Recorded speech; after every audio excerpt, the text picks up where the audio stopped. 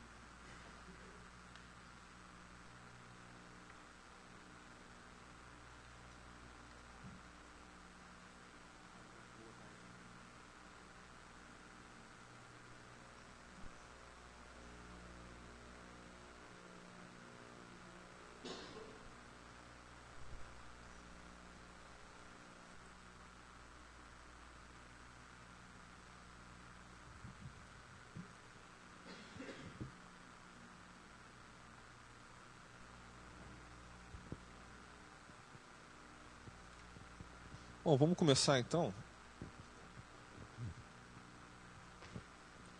Bom, primeiramente, desejar boa tarde a todos. Me apresentar, meu nome é Alessandro Silva, eu trabalho na Red Hat. E a gente vai bater um papo hoje sobre como acelerar a entrega de aplicações com Atomic Host, Docker e o Cockpit. Eu não sei se vocês aqui já tiveram algum contato com Atomic, ou com Docker, ou com Cockpit. Quem é que já conhece Atomic aqui? Já usou e tal? Docker. E o Cockpit? O Cockpit tá em desprestígio, hein?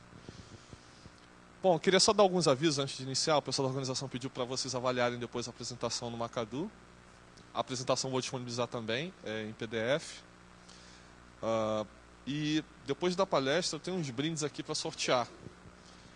Então, o que eu queria pedir a vocês? Se tiverem um pedacinho de papel, alguma coisa, só anota o nome, que aí eu vou botar no chapéu ali e a gente sorteia. Se não der tempo de sortear aqui, a gente sorteia lá fora ou no stand do CEF.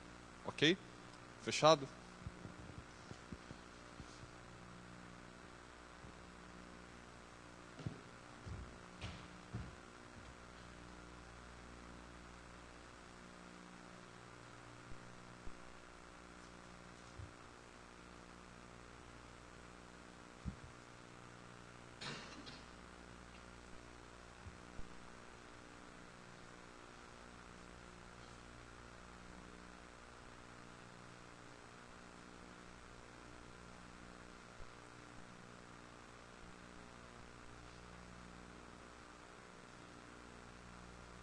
Ok, vamos lá. Bom, só me apresentar aqui rapidamente. Como eu falei, eu trabalho na Red Hat, a minha formação é na área de segurança da informação. Tenho algumas certificações na área, especialista em OpenStack e atualmente eu trabalho como TAM de plataforma, ou seja, gerente técnico de contas na Red Hat, atendendo a clientes estratégicos na América Latina. A gente vai falar basicamente aqui hoje sobre Docker, Atomic e Cockpit. E aí a ideia é seguir essa agenda. A gente vai falar sobre alguns mitos e verdades sobre os containers. Vamos falar o que eles são, para que eles servem. A gente vai falar um pouco também do projeto Atomic. E aí eu vou falar um pouco mais também sobre como acelerar realmente a entrega de aplicações, como a gente consegue otimizar esse processo usando o Docker, o Atomic Host e o Cockpit. E a ideia é, no final da apresentação, eu fazer aqui um hands-on e demonstrar algumas coisas para vocês. Algumas coisas não vou conseguir demonstrar porque a internet não está ajudando, e aí eu preciso sair para a internet para poder fazer. E também todo o meu ambiente está aqui no notebook, em máquinas virtuais, então não ajuda bastante. Mas o que eu conseguir demonstrar, eu vou fazer aqui um hands-on, ok? E aí, o que eu queria pedir a vocês? Se tiverem dúvidas durante a apresentação, por favor, podem me interromper também. Ok? Bom, essa solução é uma solução que ela veio para resolver uma série de problemas, né? Porque quando a gente fala de tecnologia, de software, a gente simplesmente usa a tecnologia para resolver problemas. No nosso caso específico aqui, a gente tem o problema de como melhorar a eficiência na entrega das aplicações. Tá? A gente precisa atender o nosso negócio entregando aplicações com mais velocidade, com mais eficiência. porque o objetivo do negócio, no final das contas, é competir e ganhar dinheiro. A empresa que desenvolve e que entrega a aplicação, ela quer competir e, obviamente, ela quer ganhar dinheiro. Então, a gente tem os dois lados da moeda. Primeiro, os desenvolvedores, que estão o tempo inteiro tentando inovar, criar aplicações mais eficientes, mais eficazes, em menor tempo possível, usando as tecnologias mais variadas e mais recentes possíveis, né? Do outro lado, a gente tem o cara de operação, que é o cara que está preocupado mais com compliance, com segurança, com disponibilidade, em disponibilizar para você um catálogo de serviços para te oferecer, ó, aqui eu tenho essa versão do PHP, eu tenho essa versão do Java, se você quiser a versão específica eu não vou ter, o que a gente tem e que a gente suporta é isso aqui. Então fica aquela velha briga, né? O pessoal de desenvolvimento quer usar aquela versão mais recente do PHP e aquele conjunto de ferramentas, aquelas ferramentas não estão no catálogo de serviços e o pessoal de operação não pode entregar.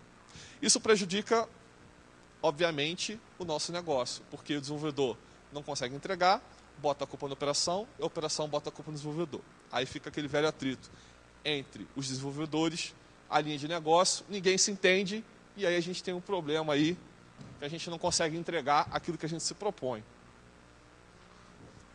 E aí, basicamente, a questão e todos esses conceitos que têm surgido de DevOps, né, de infraestrutura ágil e desenvolvimento ágil, podem ajudar a resolver esse problema, de forma que os desenvolvedores, a operação e a linha de negócio vão trabalhar juntos para atender um objetivo. Lembra aquela história do "na minha máquina funciona"? Né? O desenvolvedor foi lá, desenvolveu uma aplicação, utilizando todas as ferramentas possíveis que ele tem lá disponível, na máquina dele funciona. Aí quando o cara vai colocar em produção, não funciona. Então na minha máquina funciona, mas quando você coloca em produção não funciona. Então a nossa ideia aqui é que desenvolvedores, operação e linha de negócio possam trabalhar juntos para resolver os problemas do negócio. Bom, e os containers, eles certamente eles surgiram para ajudar vocês nisso, tá?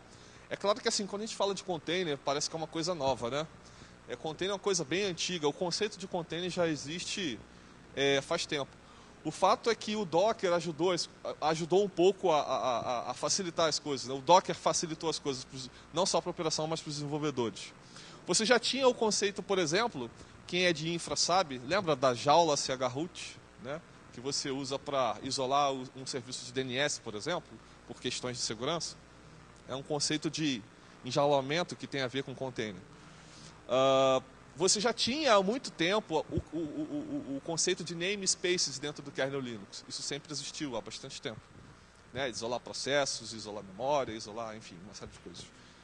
E mesmo assim, não era tão comum falar de containers como se fala hoje. Você já tinha o SE-Linux, né? Que muita gente desabilita, mas ele já existia. cgroups também já existia. Então, por que será que justamente agora o conceito e a questão dos containers estão bombando? Obviamente, a Docker ajudou bastante. Tá? Então, assim, qual é a ideia principal? Né? Ou seja, você pode desenvolver a sua aplicação, portar a sua aplicação para qualquer lugar. Tá? Então, imagina que a operação te entrega um container com uma especificação X ou Y, não importa, e aí, basicamente, toma aqui o desenvolvedor, esse aqui é o teu container, é só um exemplo, tá? Desenvolvedor, toma aqui, porque a ideia é que os desenvolvedores possam criar seus próprios containers independentemente da infraestrutura. Então, toma aqui, o desenvolvedor, o teu container, coloca a tua aplicação aí, eu não quero nem saber o que tem aí dentro do teu container. Tá? Simplesmente depois a gente pega esse container e promove esse container. Tá? Bom, então a ideia é facilitar todo esse processo de entrega de aplicação, de deployment, e o Docker vai ajudar nisso. Uma outra coisa que é muito importante é a questão da segurança. Né? Como eu falei, o SE-Linux vai ser um dos caras que vai ser importantíssimo no processo de isolamento dos containers. Tá? Se você desabilita o SE-Linux hoje na tua infraestrutura tradicional, esqueça. Porque se você desabilitar o SE-Linux, simplesmente o negócio vai degringolar para você.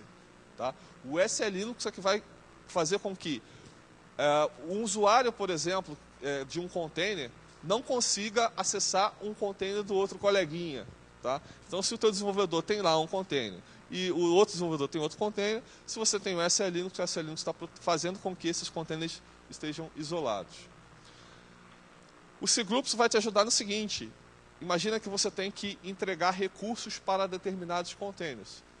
Então você precisa garantir, primeiro, que os recursos que você entregou para aquele container vão ser consumidos de acordo com aquelas características que você entregou. Ou seja, se você entregou 1 GB de memória, o desenvolvedor ou quem quer que seja não vai conseguir extrapolar essa quantidade que você entregou. Tá?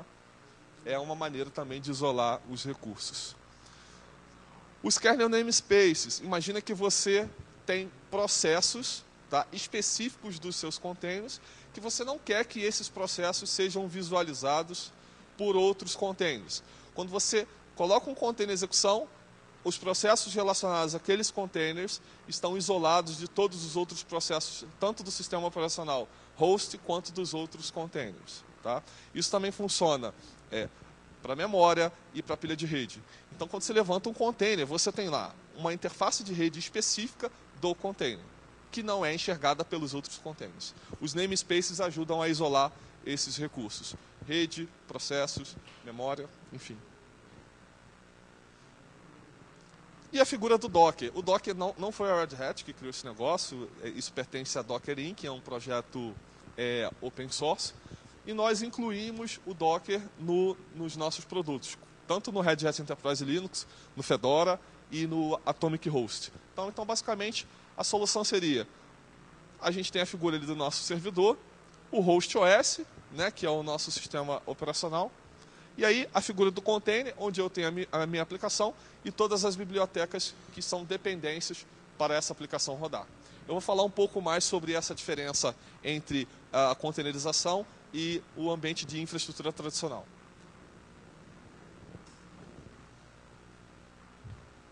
Bom, e aí assim, é legal, né? A gente está usando container, é bonitinho, é fácil, mas o que isso vai ajudar a gente? O que isso vai melhorar a nossa vida?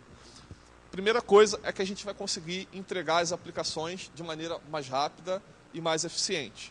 Né? E aí, se eu ganho tempo, obviamente eu também estou ganhando dinheiro. Eficiência operacional. Não dá mais para você ficar lá fazendo tudo na mão ou rodando script. Hoje em dia você tem ferramentas de configuração que fazem isso. Você não precisa nem saber o que está acontecendo ali. Simplesmente você tem uma ferramenta que vai fazer para você. Tá? Se você precisa criar um usuário, a ferramenta você vai colocar lá num Puppet da vida. Ó, cria um usuário. Se ele roda o add user, se ele roda um comando lá até do Windows, se quer, não importa. Simplesmente você quer que crie um usuário. Então, a nossa ideia aqui é incrementar a eficiência operacional. Tá? Ou seja, entregar cada vez mais, com mais velocidade e em menor tempo, né? Redundantemente. A questão do deployment, né? Ou seja, até o lema da Docker Inc., né? Ou seja, desenvolva, pegue a sua aplicação e hospede essa aplicação em qualquer lugar, onde você quiser. No seu notebook, no seu host do seu desktop, na sua rede interna, na sua nuvem pública, na sua nuvem privada, na sua nuvem híbrida, onde quer que você quiser, na Amazon, no Azure, não importa. Tá? Então, hoje você pega o seu container, desenvolve a sua aplicação e você consegue rodar em qualquer lugar. E a questão do baixo custo. Imagina que hoje você tem lá uma máquina virtual, e aí aquela máquina virtual você coloca uma aplicação, e só aquela aplicação vai rodar dentro daquele host. Tá? Com o Atomic, Hell, Cockpit e o Docker, você consegue simplesmente hospedar várias aplicações num único equipamento. E aí você vai economizar recursos, tá? Porque você vai estar consumindo aqueles recursos sob demanda e no mesmo host. Ou seja, aquela camada de abstração do hypervisor que você utiliza para dividir os servidores, o servidor físico em servidores lógicos, ela não existe. Você vai conseguir hospedar várias aplicações no mesmo equipamento e essas aplicações estarão isoladas uma das outras. Então, eu tenho eficiência operacional, velocidade de deployment e ainda consigo economizar dinheiro com isso.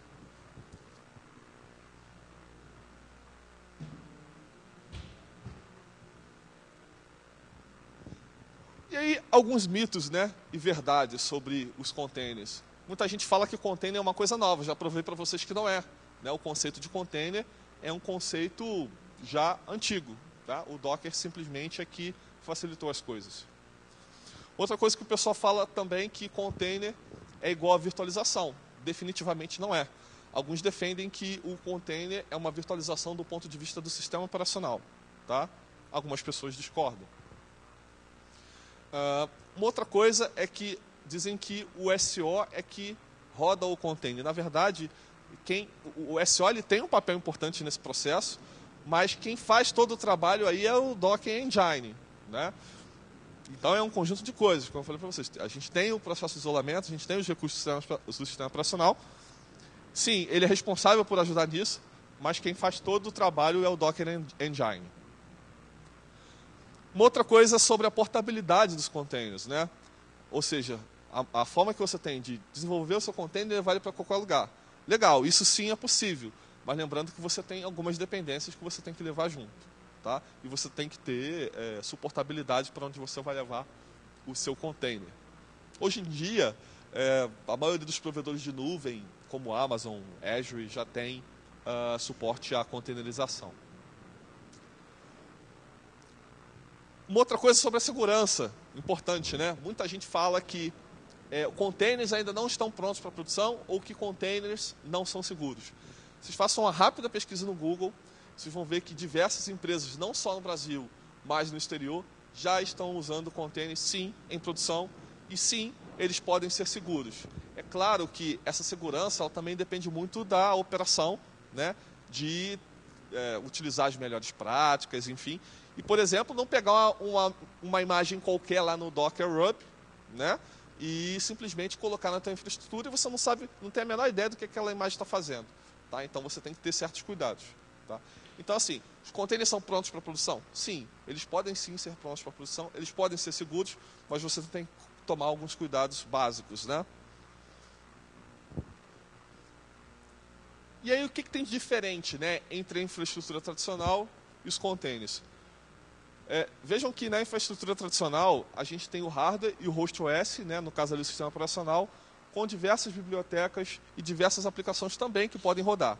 No caso, se a gente estivesse falando de ambiente de virtualização, o máximo que a gente teria de diferente ali seria o hypervisor entre o hardware e o sistema operacional. Né? O hypervisor vai pegar um servidor físico e vai dividir em servidores lógicos. Qual é o problema nisso aí? Imagina aquela situação onde o teu cliente pede para você ter um servidor para hospedar uma aplicação PHP, que seja, só que você tem diversas aplicações nesse servidor e cada aplicação precisa rodar uma versão diferente do PHP. Está lascado. Você vai conseguir fazer? Vai conseguir fazer, existe uma maneira de fazer. E quando você precisar aplicar patches nesse servidor? Como é que você vai lembrar ou adivinhar que cada aplicação tem um componente ou uma lib específica que se você levantar a versão, vai crashar a aplicação? É complicado, né? Mas com container isso seria facilmente resolvido. A gente tem ali a figura do container que vai trazer não só a tua aplicação, mas todas as dependências. Se você precisar fazer qualquer aplicação de patch ou correção ou atualização, vai impactar somente o teu container. Ok? Na pior das hipóteses, faz um backup, não deu certo, faz um rollback do teu container. Tá? Então, é bem diferente. Você continua tendo ali o teu hardware, o teu host OS, mas os seus containers estão isolados uns dos outros. O que você fizer num container não vai prejudicar o outro. Ok?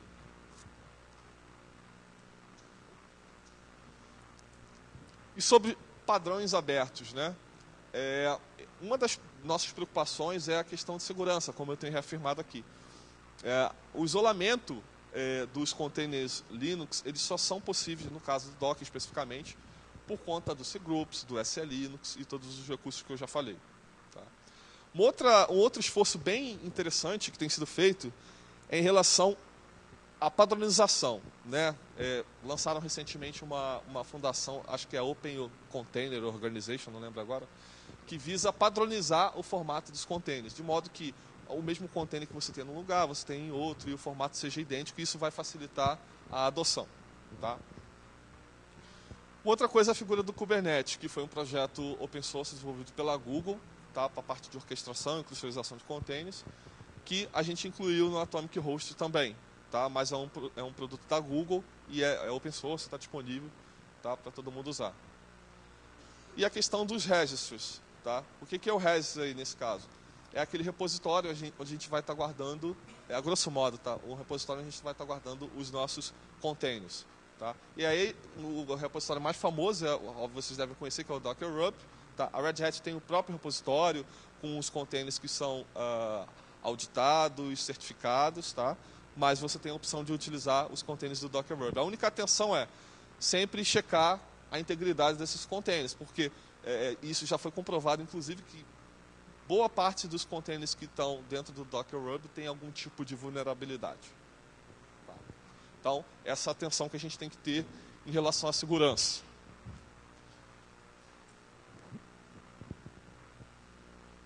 A visão da Red Hat, basicamente, é que você consiga pegar a sua aplicação e colocar em qualquer lugar. Tá? Eu vou falar sobre o Atomic Host aqui, especificamente, tá? Mas a gente tem esse produto que é o OpenShift, vocês já devem ter ouvido falar, que está disponível também para a comunidade. O OpenShift é um produto de plataforma como serviço, só que ele basicamente é baseado em Docker, tá? A partir da versão 3. Então, todos os pods né, do OpenShift são containers. Então, a base do OpenShift são containers. Então, aqui, na verdade, a gente vai estar provendo uma solução mais completa de plataforma como serviço baseada em Docker. Então, quando você cria lá uma aplicação, na verdade, essa aplicação, por debaixo dos panos, é um container do Docker. E a ideia é que você consiga desenvolver a tua aplicação no container e você consiga portar para qualquer lugar, seja para uma máquina física, uma máquina virtual, a nuvem pública, a privada, enfim, não importa. Tá? Só para reafirmar aqui a questão da confiabilidade, né?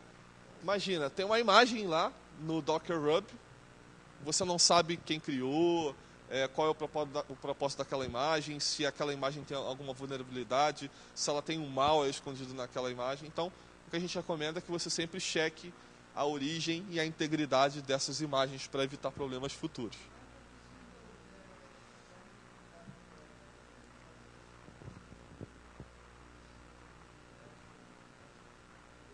Então, quando você baixa a imagem, né, você consegue esmiuçar a imagem. Né? Você baixa a imagem e, na verdade, tem vários arquivos ali dentro. Você tem que entender o que tem em cada arquivo, se de repente tem um script que está fazendo alguma chamada ou coletando alguma informação. Né? Aí você teria que pegar a imagem e analisar o conteúdo da imagem. Então, existem as ferramentas padrão, assim, que você usa no sistema operacional, até na área de segurança, para você avaliar. Mas eu, particularmente, não conheço nada específico que a Docker Inc. tenha desenvolvido para isso. Talvez, eu vi alguma coisa semelhante sobre do Docker Data Center, mas eu não tenho certeza, então não posso afirmar. Uma feature, eu não sei realmente. Tá? Pode ser que exista.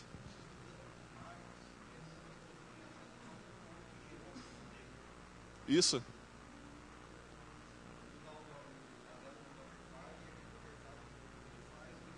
Isso, exatamente. Quer falar alguma coisa? Quer falar alguma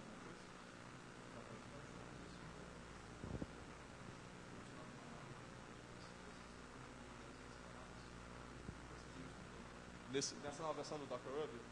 Eu não vi ainda. O colega está falando que foi lançado agora, na última atualização do Docker Hub, uma aba que mostra essas questões relacionadas à segurança. Eu não vi.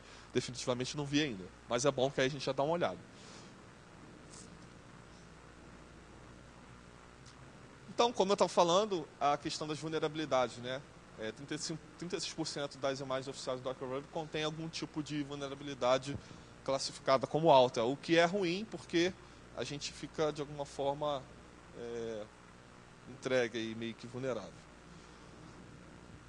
O nosso trabalho, basicamente, é fazer com que os containers fiquem prontos para produção. Tá? Ou seja, o que a gente faz é justamente criar containers, certificar esses containers e garantir, como a gente garante para o próprio sistema operacional e para os outros produtos, que o cliente vai pegar aquele container e não vai ter problema, vai instalar e não vai ter qualquer tipo de problema relacionado à segurança. Tá? Então, nosso trabalho é justamente fazer esse enforcement. Bom, e agora eu vou falar um pouco mais especificamente do Atomic. né?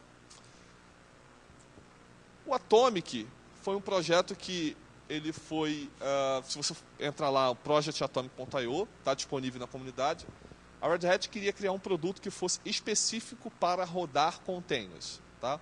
Então, o Atomic ele não tem nenhuma outra aplicabilidade a não ser rodar e hospedar containers. É um sistema operacional super capado, tá? Eu vou falar até um pouco mais sobre isso, tá? E aí você não pode pegar um Atomic, por exemplo, eu vou levantar aqui um Squid, um Apache. Não, você vai fazer tudo isso via containers, tá? Você não vai instalar nada no Atomic, ok?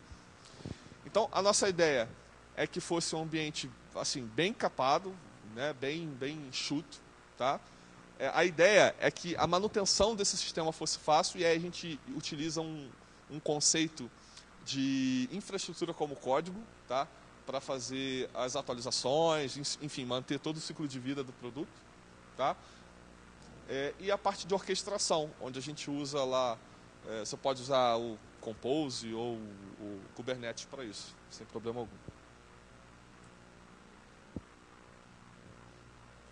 E aí, só mostrando aqui, não sei se todo mundo sabe, mas todos os produtos da linha Enterprise da Red Hat, ela tem um produto Community que está disponível para vocês usarem, testarem, baixarem gratuitamente. No caso do Atomic, é o Project Atomic, tá? Eu não tenho aqui especificamente a imagem dele, tá? Mas é o Project Atomic, eu vou mostrar aqui à frente. Então, todos esses produtos da esquerda são os produtos da comunidade que tem alguma referência à Enterprise e vocês podem baixar gratuitamente. No próximo slide, nesse slide, eu tenho todos os produtos da comunidade que compõem o projeto Atomic, tá? Bom, basicamente ali ele nasceu a partir do HEL 7, tá? Do Red Hat Enterprise Linux 7. Então, além do kernel Linux, como eu falei, a gente tem a figura do SE Linux para isolar do ponto de vista de segurança. O Systemd, que já vem nativo no sistema operacional, vocês já conhecem. O Tuned, que é uma ferramenta para fazer tuning no sistema. O Kubernetes, que foi desenvolvido pela Google. O Docker, da Docker Inc. E o RPM-Ostree, que é um recurso para tratar a infraestrutura como código. Então, por exemplo, você não vai chegar lá e dar um I1 update no teu sistema. Isso não vai funcionar. E eu vou mostrar ali como é que isso funciona. Então, você tem uma árvore do sistema de arquivos, onde você simplesmente vai chegar lá e dar um atomic update. Então, ele vai atualizar o teu sistema para a próxima árvore estável disponível. Teve algum problema, teve algum crash no sistema, você dá um atomic host, rollback, e ele volta a utilizar a árvore antiga. Ou seja, você não vai ter que dar um IAM update e se preocupar com atualizações no nível mais complexo. Ele já faz tudo para você, tá? E além disso, o cockpit, que é o que eu vou mostrar, inclusive, no hands-on do final, tá? Que é o cara que vai fazer o gerenciamento dos containers. Okay? Bom, então, basicamente, o que a gente faz é isso. A gente pega o produto da comunidade, melhora, incentiva a melhoria, conversa com desenvolvedores e traz o feedback da comunidade, dos nossos clientes, e transforma os produtos em produtos Enterprise. Essa é a nossa missão. Então, quando vocês pegam um produto na comunidade que tem bugs, ou quando você pega um produto da linha Enterprise que está estável, isso só é possível graças a vocês que ajudam a colaborar também. Tá? É todo um processo de produção mesmo. Estou passando mais rapidinho essa parte, porque eu acho que a parte mais divertida é o hands-on, mas eu preciso falar de algumas coisas aqui para vocês entenderem o contexto. E aí, assim, o que difere, basicamente, o Atomic do sistema operacional tradicional? Tá? Como eu falei, no Atomic, você não vai utilizar o I1 para atualizar o teu sistema e nem instalar pacote. Você não vai I1 install HTTPD, não vai fazer isso. Okay? O que você vai fazer, quando você quiser levantar um serviço, você vai levantar um container. Okay?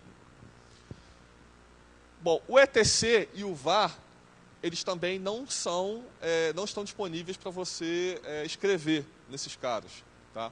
Ao invés disso, você tem lá a figura na verdade, é um diretório raiz imutável, né? Onde você também não consegue escrever, justamente para você não violar. O SR tá? É montado também como somente leitura, o SR local e o var é um link para o SR/SR local. Tá? Var SR local, na verdade. Além disso, o diretório home é um simbólico para o var home. Ok? Então vejam que é bem diferente do que vocês estão acostumados a ver. Para aqueles que conhecem o FileD, que está nativo no sistema, também o FileD não está disponível. Ao invés disso, vocês têm o velho NetFilter, né? iptables, aquela coisa toda. Tá? Não tem cliente para Kerberos e nem a SCSI Initiator. Okay? Então vejam que o sistema ele é bem otimizado, ele é bem capado justamente para rodar os containers.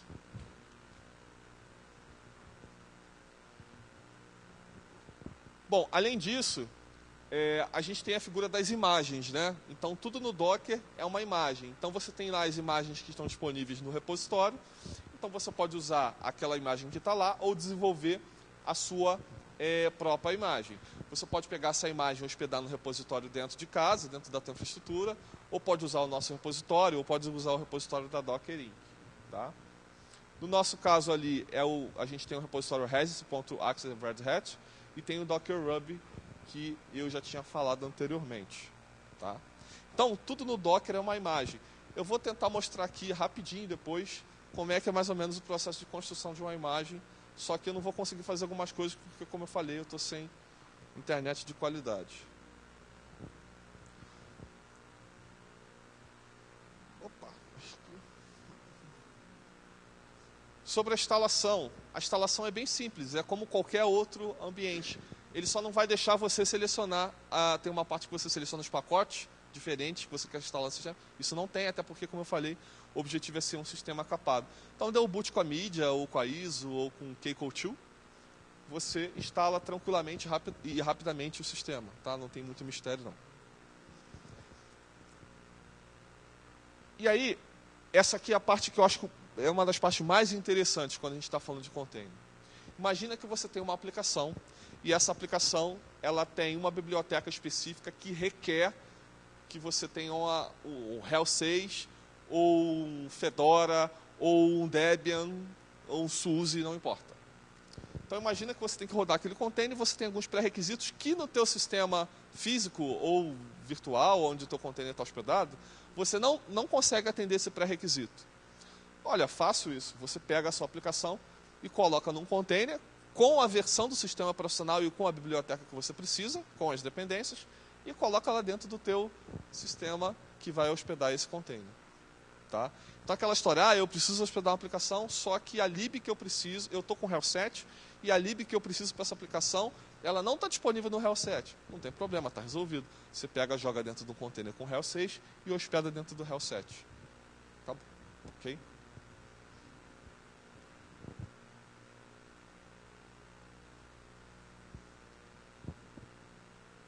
Tá, e como que nossos clientes, né, para finalizar e depois a gente vai para o hands-on, como é que nossos clientes estão usando os containers no final das contas, tá? Nossos clientes estão usando bastante para escalonamento horizontal, né? Eu acho que o melhor exemplo de escalonamento horizontal e que, não sei se vocês sabem, que o Google usa bastante o container para os mecanismos de busca. Já ouviram falar disso?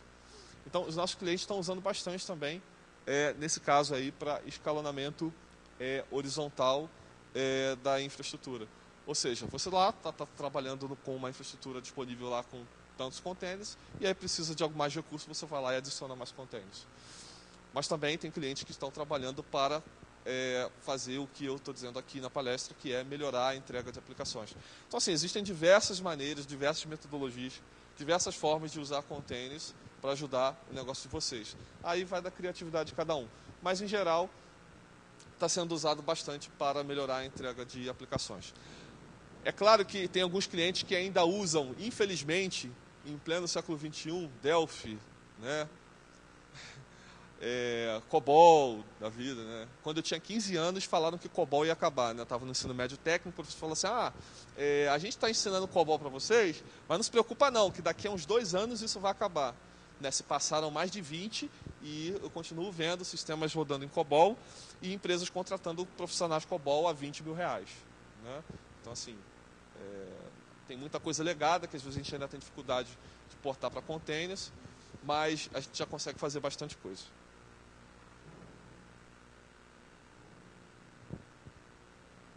Então vamos para o hands-on.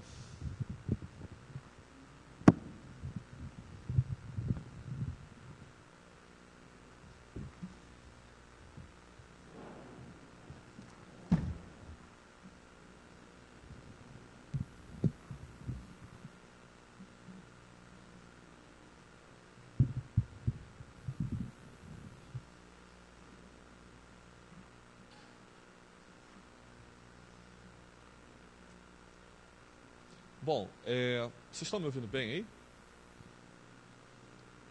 Bom, primeiro eu queria mostrar para vocês que eu estou aqui com uma instância no meu OpenStack. Todo mundo conhece o OpenStack?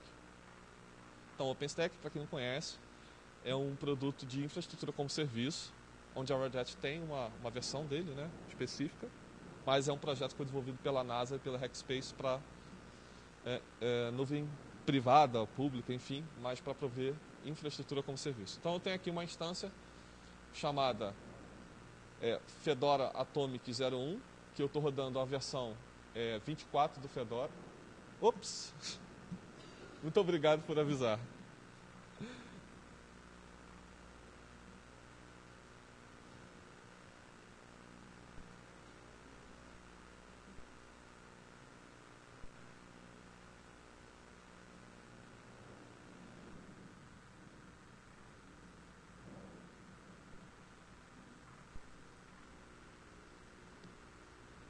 Agora sim.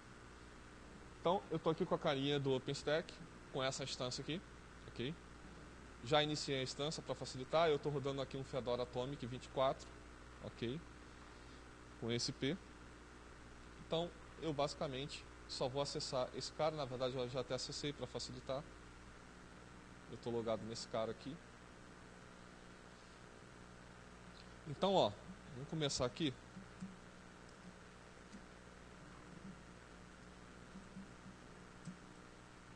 Como eu falei, vai ficar um pouquinho lento. Pedir só a paciência de vocês. O que ele precisar buscar na internet, ele vai ficar um pouco lento.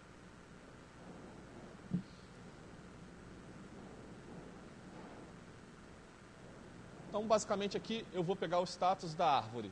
Tá? Ele vai me dizer qual é a árvore que eu estou usando no meu Atomic. Então, ele vai me dizer, ó, você está usando a versão específica da árvore. Se você quiser mudar, é só você dar um Atomic Host Update. Tá vendo aqui, ó? Ele me disse a versão específica da árvore. Se eu quisesse fazer uma atualização, nesse caso aqui não tem atualização, porque é o Fedora 24, acabou de ser lançado, então ele tá tipo que no latest version, tá? Então eu daria aqui um Atomic Host Update. Vamos lá.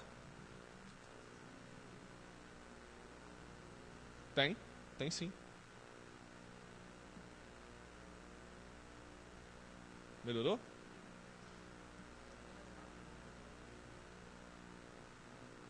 Tem, mas a rede não está legal. Mas eu não vou precisar de rede para tudo, não, só para algumas coisas. Bom, então pessoal, aqui ó, eu estou rodando o Docker, ok? Eu tenho alguns containers aqui que já estão em execução, vou rodar um Docker PS aqui, ok? Basicamente, ó, eu tenho aqui um container que está rodando um Fedora com Apache, o Cockpit, que eu já botei para rodar, e uma aplicação com Drupal, ok? Então, aqui são os meus containers que estão em execução. Como eu falei, tudo no Docker é uma imagem, né? Então, como é que eu faço para criar uma imagem? Eu tenho aqui a figura do... Estou aqui dentro do diretório da minha aplicação, é o myapp. Eu tenho aqui 3 arquivos, o meu Dockerfile, um script que vai rodar o Apache e um diretório web que tem alguma coisa. Não importa o que seja, alguma coisa da minha aplicação. Okay? Eu fiz um Dockerfile aqui bem básico só para ilustrar. Tá? Então eu tenho aqui, ele está dizendo que eu vou usar a imagem base do Fedora, a última versão estável. Coloquei aqui uma observação que eu sou mantenedor. Tirei essa linha, comentei aqui o in update-y, que se eu fosse rodar o in update-y ia ficar aqui, ó, um tempão, né, por causa da internet. Então eu tirei mas é bom que aí você já roda a imagem atualizada. E estou mandando instalar o Apache. E em seguida, eu estou adicionando aquele diretório web dentro do diretório onde ficaria a minha aplicação. Okay? E em seguida o script, onde eu quero que ele fique, e esse script já está com permissão de execução. E aqui é o comando que eu quero que seja executado quando eu lançar o container. Okay? E aqui estou dizendo que essa aplicação vai usar a porta 80 e eu estou expondo essa porta. Okay? Basicamente é isso. Como é que eu faço para ver as imagens que estão disponíveis? Chego aqui, dou um Docker Images. Ele vai mostrar para mim todas as imagens que eu tenho aqui já baixado, que eu baixei anteriormente, que eu sabia que a internet não ia estar legal. Okay? Então, por exemplo, vamos supor que eu queira rodar aqui um container com Fedora. Vou dar aqui um Docker Run. Vou dar um nome para esse container. Vou colocar aqui meu container. Ok? E aí, além disso, eu tenho que dizer qual é a imagem que eu vou usar. Então, vou botar aqui Fedora, 2 pontos. Eu posso botar latest ou não, porque quando eu coloco só Fedora, ele estima que eu estou usando a versão mais recente, tá? Mas eu poderia colocar aqui latest. Fedora, ok? Então, estou executando o container, estou dando um nome para esse container e estou dizendo que a imagem que eu vou usar é Fedora. Só que antes disso, eu preciso especificar aqui se eu vou rodar esse container como daemon, se eu vou ter shell interativo ou não. Se eu colocar aqui -ti, por exemplo, ele vai rodar com um shell interativo, ou seja, com um terminal. Ok?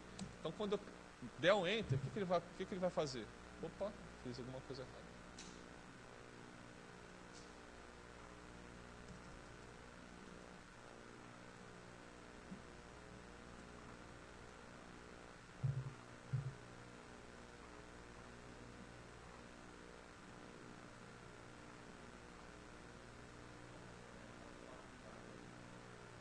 Não, na verdade, tá, vamos lá, mas não era, ele tem que executar o...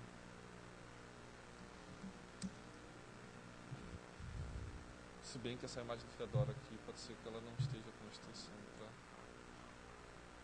Porque quando eu crio uma imagem, vou mostrar isso para vocês depois, ele executa a instrução que está lá na imagem, eu não sou obrigado a especificar. Se eu especificar aqui, eu sobrescrevo o que a imagem diz que é para executar, sacou?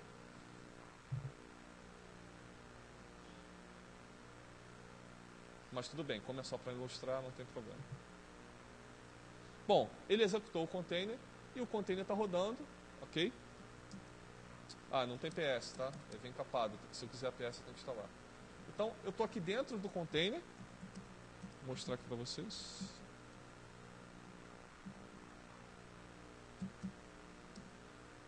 Fedora 24, ok? Ele está totalmente isolado do meu ambiente. Eu rodei o container e já caí dentro do container. Por quê? Eu coloquei a opção -ti. Se eu quisesse simplesmente, vou sair daqui, tá? Vou sair do container.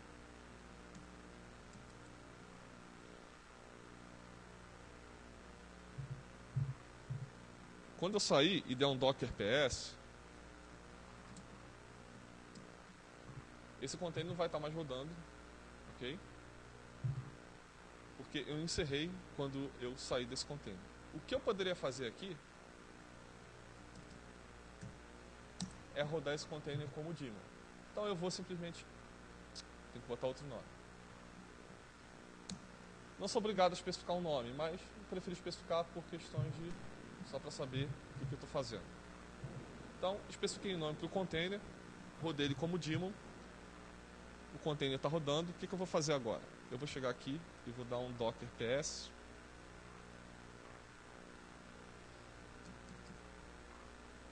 É para hoje, né? Quando eu der um docker ps, vocês vão ver que o container vai estar aqui em execução.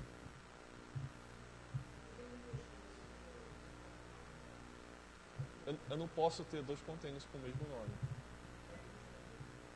Não, mas ele morreu, mas ele está lá parado. Eu não removi o container.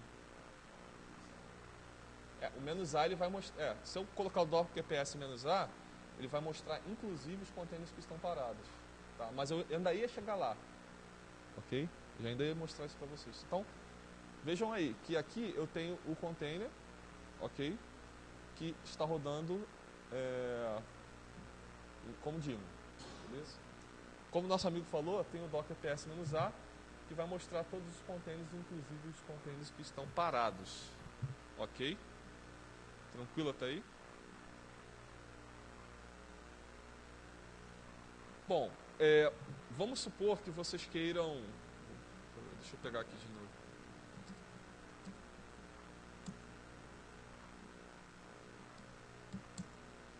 Quanto tempo ainda tem? 10? 5? Só isso? Tá. Se eu quisesse remover um container, era só chegar aqui e dar um docker, rm e o nome do container. Se eu quisesse remover uma imagem, docker, rmi, o nome da imagem. Ok? Eu tenho aqui... Consigo, é só dar um docker start. Tá? Eu dou um docker start e o ID do container. Se eu quisesse, por exemplo, eu tenho essa imagem aqui, eu tenho Dockerfile, eu tenho script, eu tenho web. O comando que a gente usa para transformar esse Dockerfile e toda a minha aplicação numa imagem seria o Docker Build. Ok? Aí aqui eu vou colocar o nome que eu quero, sei lá, minha imagem, vou botar aqui Fedora .custom. Ok? E aí eu vou colocar que no diretório corrente é onde está a minha aplicação. Tudo que eu quero colocar dentro dessa imagem. Obviamente eu não vou deixar esse comando rodando porque ele vai levar muito tempo e a gente vai perder tempo aqui. Mas basicamente ele vai executar as instruções do Dockerfile, vai copiar os meus arquivos que eu defini para a minha imagem, ok? E aí eu vou ter a minha imagem pronta para rodar um container. Basicamente seria isso, ok? Aí eu tenho um exemplo aqui, onde eu coloquei uma aplicação. Vou abrir aqui para poder mostrar para vocês, que fica mais fácil.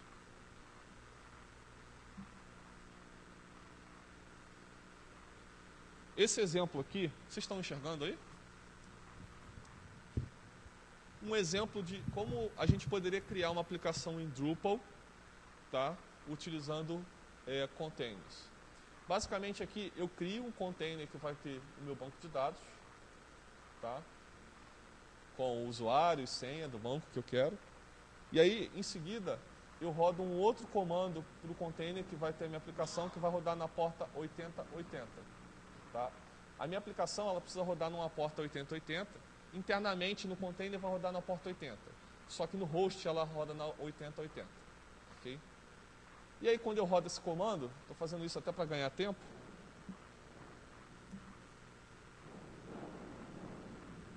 Quando eu rodo esse comando, automaticamente eu tenho aqui a minha aplicação rodando na porta, nesse caso aqui eu fiz na 8081. Okay? Então se eu quiser rodar uma outra aplicação, eu tenho que definir que ela vai rodar em outra porta, além da 8081, porque eu não posso botar duas aplicações para rodar na mesma porta. Ok?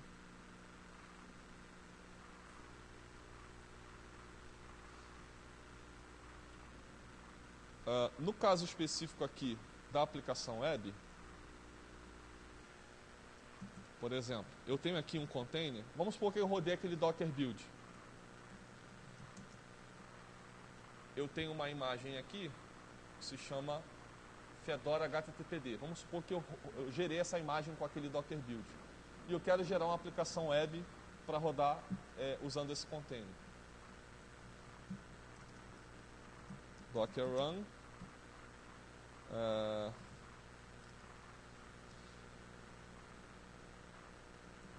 Vou colocar aqui exemplo. Ok? Eu vou dizer a imagem que... Eu vou dizer a porta que eu quero rodar. Vou colocar aqui na porta... Enfim... 90 não posso, que eu já estou usando. Sei lá... 8282. Internamente no container vai ser na porta 80. E qual a imagem que eu vou usar? Fedora HTTPD. Não é isso? Fedora HTTPD. Então Docker Run, estou dando a imagem. a porta que eu quero usar e a imagem que eu vou usar, que é o Fedora com Apache. Ok? Eu acho que está certinho aqui.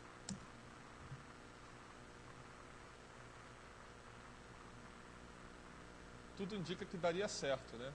Só que eu preciso ir lá na minha instância do OpenStack e chegar aqui. Eu tenho algumas regras de segurança.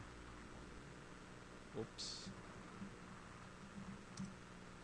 Eu tenho algumas regras de segurança que eu preciso liberar essa porta, no caso 8282. Opa, eu esqueci de uma informação importante aqui, que é colocar o "-d".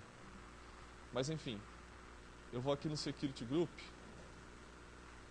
de Web Service e vou adicionar a porta que eu usei lá, que foi 8282. 8282. Senão depois eu não consigo acessar. Aqui basicamente faltou só o "-d", tá? Vou botar exemplo 2 porque ele já criou outro container e vai dar conflito.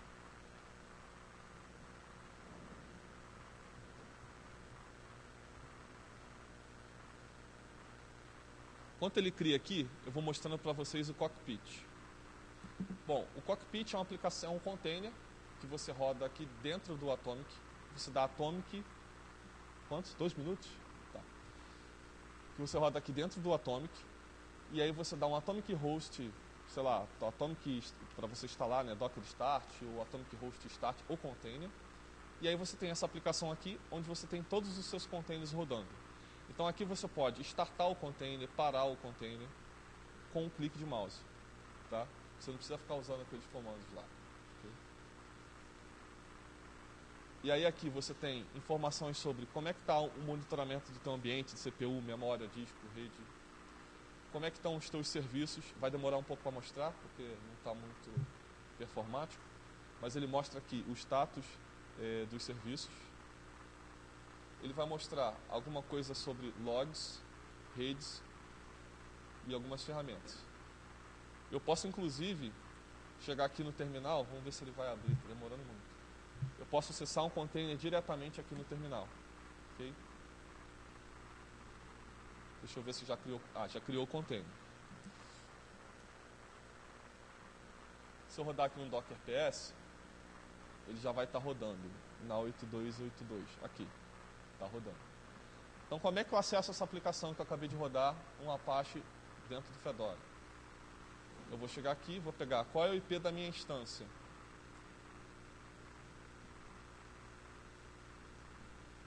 O IP é esse aqui, ó. Então, se eu chegar aqui e botar o IP da instância na porta 8282,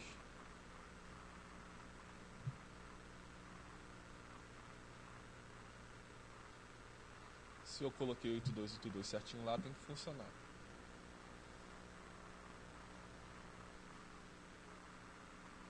Aí é a minha aplicação.